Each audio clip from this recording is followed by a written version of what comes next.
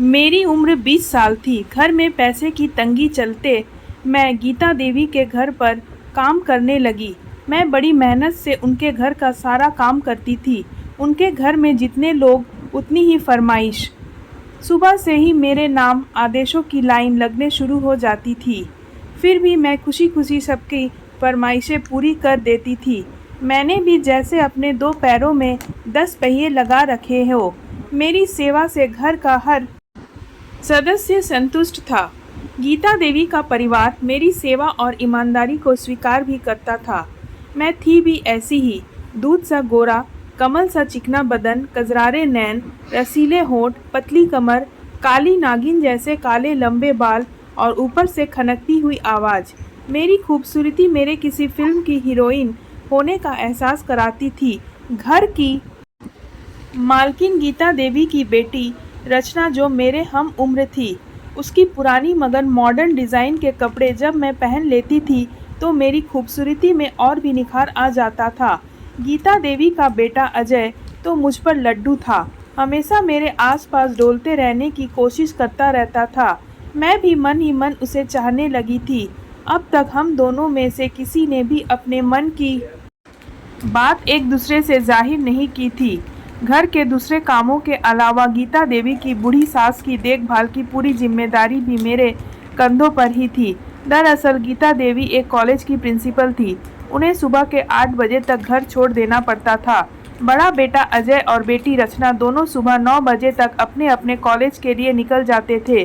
गीता देवी के पति रमन जी का खुद का बिजनेस था। उनके मिलने वालों के चाय नाश्ते का इंतज़ाम भी मुझको ही देखना पड़ता था। मैं सुबह के 7 बजते बजते उनके फ्लैट पर पहुंच जाती थी। पूरे 10 घंटे लगातार काम करने के बाद शाम के 6 बजे तक ही मैं अपने घर लौट पाती थी। एक दिन मैं गीता देवी के घर पर अकेली थी। बूढ़ी अम्मा भी किसी काम से पड़ोस में गई हुई थी। घर का काम निपटा कर थोड़ा सुस्ताने के लिए मैं जैसे ही बैठी, दरवाजे की घंटी बज उठी। मैंने दरवाज़ा खोला तो सामने अजय खड़ा था। घर में और कोई नहीं है क्या? अजय ने अंदर आते हुए पूछा। नहीं, मैंने छोटा सा जवाब दिया।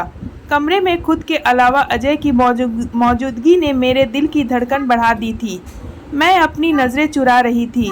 उधर अजय का दिमाग मुझको अकेला पाकर बहकने लगा था। अजय ने अपने कमरे में जाते हुए मुझको एक गिलास पानी देने के लिए आवाज़ लगाई। मैं पानी लेकर कमरे में पहुंची। अजय ने मुझे ग्लास मेज पर रख देने का इशारा किया। ग्लास रखकर जब मैं लौटने लगी तो अजय ने मुझे पीछे से अपनी बाहों में कसकर जकड़ लिया। एक तो लड़की की गर्दा देह, मुश्किल से मिली तन्हाई और मालिक होने का रोब। अजय पूरी तरह अपने अंदर के हैवान के आगे मजबूर हो चुका था। ये आप क्या कर रहे हैं साहब? मैं बुरी तरह डरी हुई थी। वही जो तुम चाहती हो। तुम्हें तो फिल्म की हीरोइन होना चाहिए था। किन कंगाल के घर पैदा हो गई हो तुम। कोई बात नहीं, तुम तो किसी बड़े घर की बहू बनने के लायक हो मेरी जान। मैं तुम्हें बहुत प्यार करता हूँ। मैं तुमसे शादी करना चाहता हूँ। फिर अजय ने मुझे बिस्तर पर गिरा दिया और मेरे जिस्म पर सवार होने लगा। मुझ पर ताकत का इस्तेमाल करते हुए अजय बड़ी बेशर्मी से बोला, पहले अपने जवानी का मज़ा चखाओ, फिर मैं तुम्हें अपने परिवार का बहू बनाता हूँ। लेकिन शादी से पहले सब करना पाप होता है। मैं गिड़गिड़ाते हुए बोली, पाप पुण्य का हिसाब बाद में समझना बेवकूफ़ लड़की, पहले मैं जो चाहता हूँ वो करने दे। अजय वासना की आग में पूरी तरह दहक रहा था। इसके आगे वो कोई हरकत करता घर का दरवाज़ा खटका कर खुला। सामने गीता देवी खड़ी थी। अपनी माँ को देख अजय पहले तो डरा, फिर पतरा बदल कर पलंग से उतर गया। मैं भी उठ खड़ी हुई। यह सब क्या हो रहा है? गीता देवी चीखते हुए बोली, देखिए ना मम्मी, कैसी बदचलन लड़की को आपने घर में नौकरी दे रखी है। अकेला देखकर इसने मुझे जबरन बिस्तर पर खींच लिया। यह इस घर की बहू बनने के सपने देख रही है। अजय ने एक ही सांस में अपना कसूर मेरे सर पर मार दिया। नहीं मालकी नहीं, यह सच नहीं है, कहते हुए मैं रो पड़ी। देख रही है मम्मी, कितनी ढीठ है ये लड़की। यह कब से मुझ पर डोरे डाल रही है, आज मुझे अकेला पाकर अपनी असलियत पर उतर ही आई। अजय सफाई देते हुए बोला, मैं खूब जानती हूँ इन छोटों लोगों को, अपनी औकात दिखा ही देते हैं। अब मैं इसे काम पर नहीं रख सकती। गीता देवी मुझ पर आंखें रेते हुए बोली, नहीं मालकिन, ऐसा मत कीजिए, हम लोग भूखे मर जाएंगे। मैं बोली। भूख क्यों मरोगी? अपनी टकसाल लेकर बाजार में बैठ जाओ, अपनी भूख के साथ साथ दूसरों की भी भूख मिटाओ। घर में झाड़ू पोछा करके कितना कमाओगी? चलो निकलो अभी मेरे घर से। मेरे बेटे पर लांछन लगाती है, गीता देवी बेरुखी से बोली। मैं हैरान सी सब कुछ सुनती देखती रही। मेरा सिर चकराने लगा।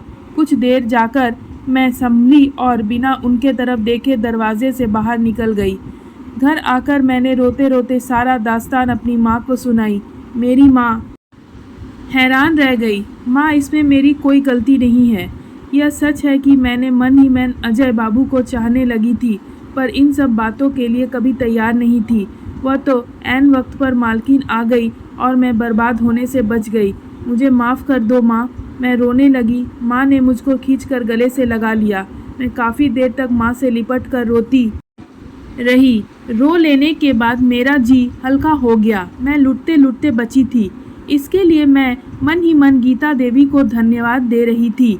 ऐन वक्त पर उनका आ धमकाना मेरे लिए वरदान साबित हुआ था। मुझको अब अपने सपनों के टूट जाने का कोई गम नहीं था।